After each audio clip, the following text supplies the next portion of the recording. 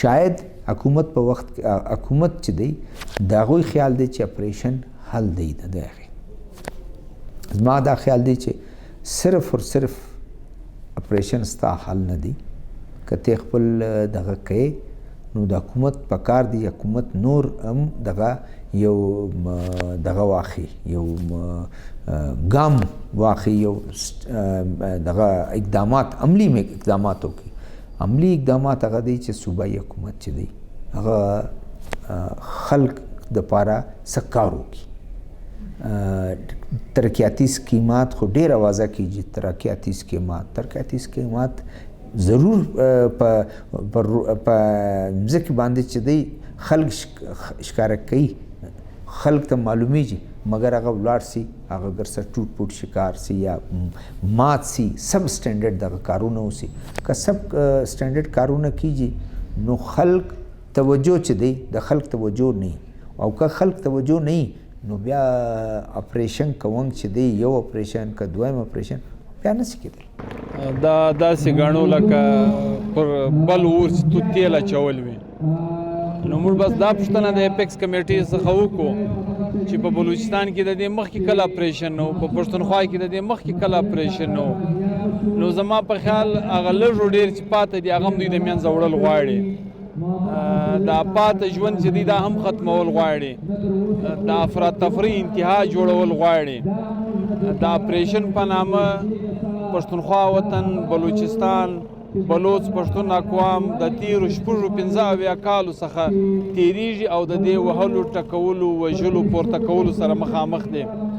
موږ به دا ووایو چې کم کار دوی پروند په یو غیر اعلانیه طرز کاوي اوس اعلانیه طور شروع کړي دا کار چې دوی پروند د دې په کلکې غندنه کوو زموږ د دې وطن د دې ټولو حالاتو د خرابۍ د تباهۍ او د بربادۍ رښتیا خبره دا ده چې دغه د اپیکس کمیټې د ریاستي واکداران دا ذمه دار دي لیکن دا خبره یعنی ډیره یو دغه ده چې دوی وایي بیا به موږ اپریشن کوو اوله خود دوی کم از کم دا شیان اډمیټ کړل چې په بلوچستان باندې اپریشن دی په بلوچستان باندې عملاً چې دی اپریشن روان دی موږ دا وایو چې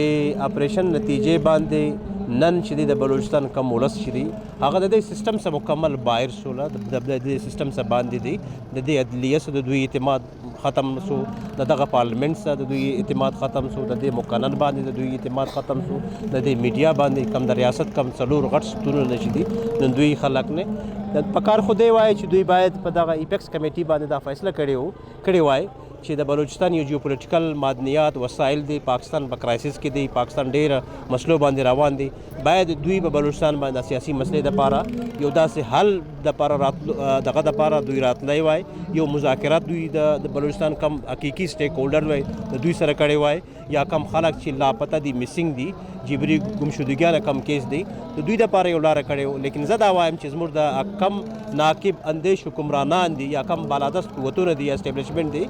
دوی تر دا ملک چې جوړ شو هغه ونیسه تر نن ورځې پورې دوی چې خپل غلطیانو باندې دوی سبق نه دی راخیستی د دوی په نتیجه باندې نن په دا ملک باندې یو ډېره غټه بحران دی که هغه انساني بحران دی که هغه معاشي بحران دی که هغه جمهوري بحران دی که هغه آئیني بحران دی که هغه د ادارو په ننه باندې یو ډېره غټ جنګ روان دی د دوی هغه غلط پالیسیانو په نتیجې باندې دوی دغه ملک نن په دغه نتیجې باندې ورسل چې دلته بحران هغه زیاتېږي مسلې کم نه کېږي